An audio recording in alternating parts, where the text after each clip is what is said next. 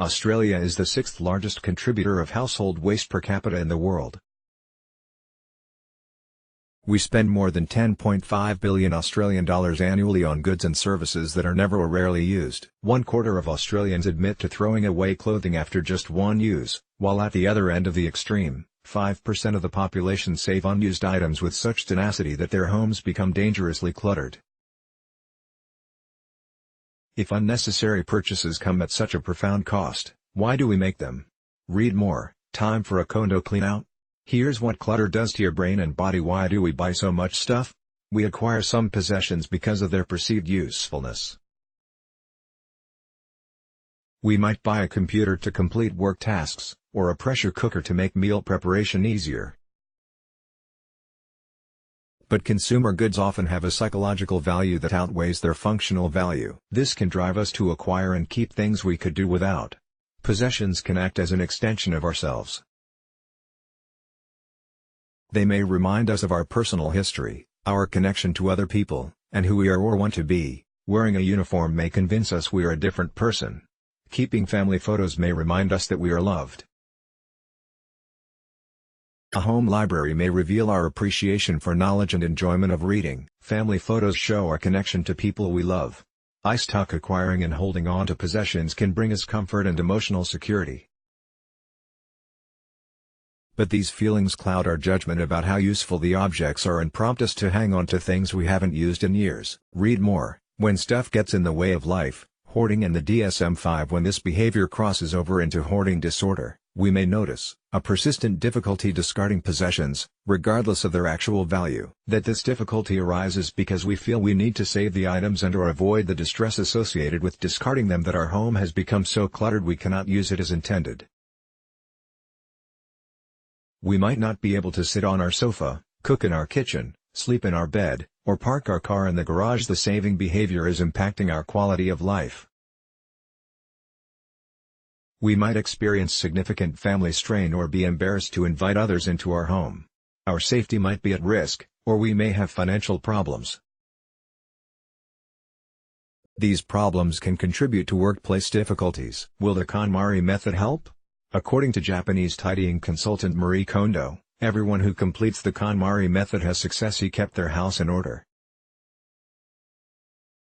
But while some aspects of the KonMari method are consistent with existing evidence, others may be inadvisable, particularly for those with clinical hoarding problems. Kondo suggests that before starting her process, people should visualize what they want their home to look like after decluttering. A similar clinical technique is used when treating hoarding disorder. Images of one's ideal home can act as a powerful amplifier for positive emotions, thereby increasing motivation to discard and organize. Read more. Marie Kondo, a psychologist, assesses the KonMari method of tidying next. The KonMari method involves organizing by category rather than by location. Tidying should be done in a specific order. People should tackle clothing, books, paper, kimono, kitchen, bathroom, garage, and miscellaneous, and then sentimental items. Organizing begins with placing every item within a category on the floor. This suggestion has an evidence base. Our research has shown people tend to discard more possessions when surrounded by clutter as opposed to being in a tidy environment. However, organizing and categorizing possessions in any context is challenging for people with hoarding disorder. People who hoard might have an emotional reaction to all their books. Sharad Raval/Shutterstock. Marie Kondo gives sage advice about whether to keep possessions we think we'll use in the future. A focus on future utility is a common thinking trap, as many saved items are never used. She encourages us to think about the true purpose of possessions, wearing the shirt or reading the book. If we aren't doing those things, we should give the item to someone who will. Another Kondo suggestion is to thank our possessions before we discard them. This is to recognize that an item has served its purpose. She believes this process will facilitate letting go. However, by thanking our items we might inadvertently increase their perceived humanness.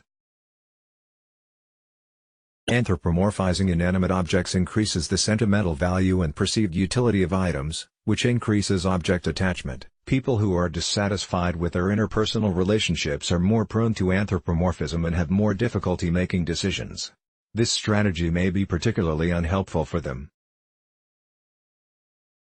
Read more. When possessions are poor substitutes for people, hoarding disorder and loneliness. One of Kondo's key messages is to discard any item that does not spark joy, but for someone with excessive emotional attachment to objects, focusing on one's emotional reaction may not be helpful. People who hoard things experience intense positive emotions in response to many of their possessions, so this may not help them declutter. Think about how you get rid of things. Sustainability. Victoria recently urged Netflix-inspired declutterers to reduce, reuse, and recycle rather than just tossing unwanted items into landfill. Dumping everything into the op shop or local charity bin is also problematic. Aussie charities are paying $13 million Australian dollars a year to send unusable donations to landfill. Ultimately, we need to make more thoughtful decisions about both acquiring and discarding possessions. We need to buy less, buy used, and pass our possessions on to someone else when we have stopped using them for their intended purpose. Read more. So you've KonMari'd your life. Here's how to throw your stuff out. Let's block ads. Why?